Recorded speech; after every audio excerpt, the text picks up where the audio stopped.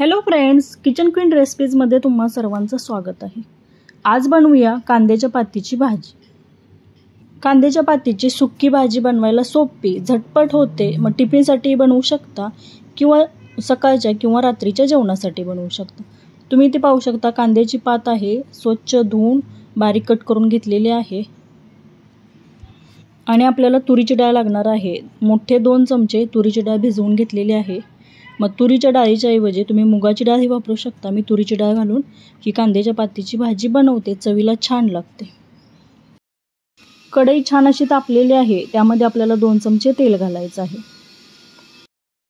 तेल छान असं तापू द्यायचं आहे। तुम्ही त्यामध्ये 2 हिरव्या मिरच्या बारीक कट करून घालू शकता, परंतु इथे हिरवी मिरची मी घातलेली नाही। तुम्ही लाल तिखट त्यामध्ये वापरू शकता, परंतु मला ही मिठातली कांद्याच्या पातीची भाजी बनवायची होती म्हणून त्यामध्ये तिखट काहीही वापरणार नाही।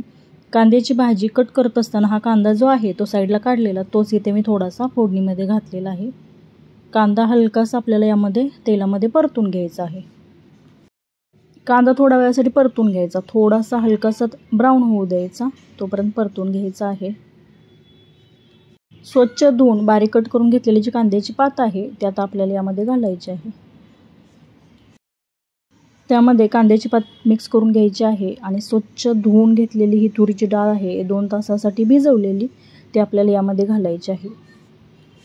तुम्ही मुगाची डाळ जर घालणार असाल तर भिजवण्याची गरज नाही, परंतु तुरीची डाळ शिजण्यासाठी थोडा वेळ लागतो म्हणून मी हे 2 तासासाठी छान अशी भिजवून घेतलेली आहे।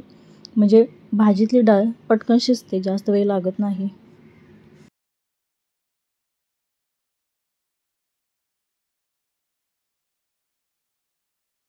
चवीनुसार त्यामध्ये मीठ घातलेलं आहे आणि छान असं मिक्स करून त्यामध्ये थोडंसं पाणी घालून झाकण ठेवून भाजी मंद गॅसवरती छान अशी शिजू द्यायची आहे। पाणी जास्त घालायचं नाही, अर्धा कप पाणी पुरेसं आहे। तेवढ्या पाण्यामध्ये भाजी छान अशी शिजते। थोडंसं मिक्स करून घ्यायचं आहे। झाकण ठेवून मंद गॅसवरती 2 ते 3 मिनिटांसाठी ही भाजी छान अशी शिजू द्यायची आहे।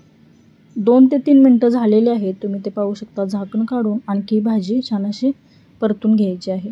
थोडंसं परतून घेतलं, त्यामध्ये पाणी आणखी शिल्लक होतं म्हणून झाकण ठेवून पुन्हा ही भाजी छान अशी शिजू दिलेली आहे। आणखी 2 ते 3 मिनिटांमध्ये भाजी छान अशी शिजली जाईल आणि भाजी छान अशी कोरडी होईपर्यंत आपल्याला शिजवून घ्यायची आहे।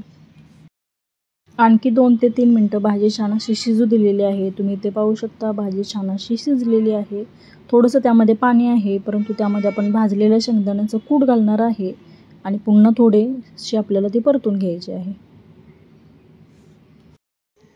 कांद्याच्या भाजीमध्ये तुम्ही पाणी न घालताही थोड्या वेळासाठी वाफवून घेऊ शकता, परंतु आम्ही थोडंसं त्यामध्ये पाणी घालून ही भाजी शिजवून घेतो।